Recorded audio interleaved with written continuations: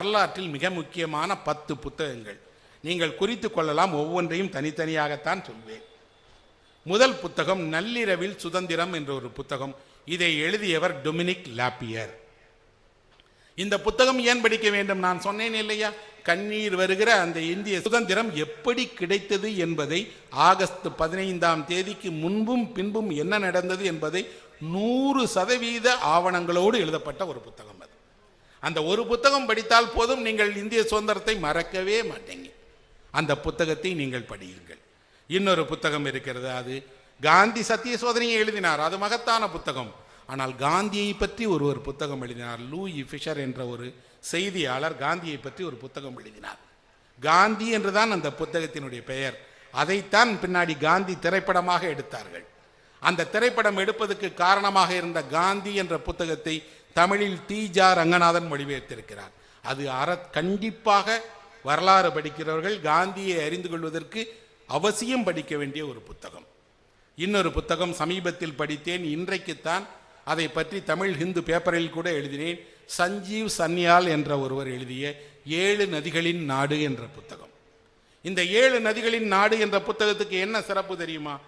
இந்தியாவில் எங்கே பார்த்தாலும் சிங்கத்திற்கு முக்கியத்துவம் இருக்கிறது. சிங்காசனம் என்கிறார்கள், சிங்கம் இருக்கிறது. சிங்கத்திற்கு எவ்வளவு முக்கியத்துவம் வந்தது? சிங்கம் எப்படி இந்தியாவுக்கு வந்தது? உலகிலேயே சிங்கமும் புலியும் ஒரே இடத்தில் வாழ்கிற நாடு இந்தியாதான் என்று சொல்கிறார் சஞ்சீவ் சன்யால். எப்படி இந்தியாவில் புலியும் சிங்கமும் வந்தது? எப்படி இப்படி ஒரு தேசிய அடையாளமாக உயர்ந்தது என்ற வரலாறை நீங்கள் தெரிந்து கொள்ள வேண்டும் என்றால் சஞ்சய் சன்யாலை படிங்க.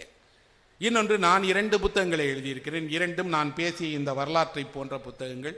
எனது இந்தியா மறைக்கப்பட்ட இந்தியா என்ற 2 புத்தகங்கள். 2மே 500 பக்கங்களுக்கு பெரிதான புத்தகம். இன்னொரு புத்தகம் தமிழக வரலாறு என்ற ஒரு புத்தகம். தமிழகத்தில் வாழ்கிறவர்கள் தமிழக வரலாற்றை படிப்பதற்கு மிகச் சிறப்பாக ஆங்கிலத்தில் எழுதப்பட்டு இப்போது தமிழில் தேவதாஸ் மொழிபெயர்ப்பில் வந்திருக்கிற கோ ராஜையன் எழுதிய தமிழக வரலாறு. இன்னொன்று, இந்தியாவினுடைய கலை செல்வங்களை, கலை சிறப்புகளை, இந்தியாவினுடைய கலை மரபுகளை பற்றி தெரிந்து கொள்ள வேண்டும் என்பதற்காக எழுதப்பட்ட ஒரு புத்தகம் வியத்தகு இந்தியா. இதை எழுதியவர் ஏ.எல். பாஷம். இன்னொரு புத்தகம் டி.டி. கோசாம்பி என்ற ஒரு பெரிய வரலாற்று அறிஞர் எழுதிய பண்டைய இந்தியா. இந்த புத்தகமும் வரலாற்றை, பழைய இந்தியா எப்படி இருந்தது என்பதை தெரிந்து கொள்வதற்கு அவசியம் படிக்க வேண்டிய புத்தகம். சிந்து சமவெளியை பற்றி நாம் உயர்ந்து பேசுகிறோம். ஆனால் அந்த சிந்து சமவெளியில் இருப்பதெல்லாம் திராவிட சான்றுகள் என்று ஒருவர் இன்று மெய்ப்பித்திருக்கிறார். அதையெல்லாம் ஆய்வு செய்து ஒரு புத்தகம் எழுதியிருக்கிறார். அது சிந்து சமவெளி பண்பாடு திராவிட அடித்தளம் என்ற ஒரு புத்தகம். பாலகிருஷ்ணன் ஐஏஎஸ் எழுதிய மிக முக்கியமான புத்தகம். பாரதி புத்தகாலயம் அதை வெளியிட்டிருக்கிறார்கள். இன்னொரு புத்தகம் தமிழ்நாட்டில் காந்தி என்ற புத்தகம்.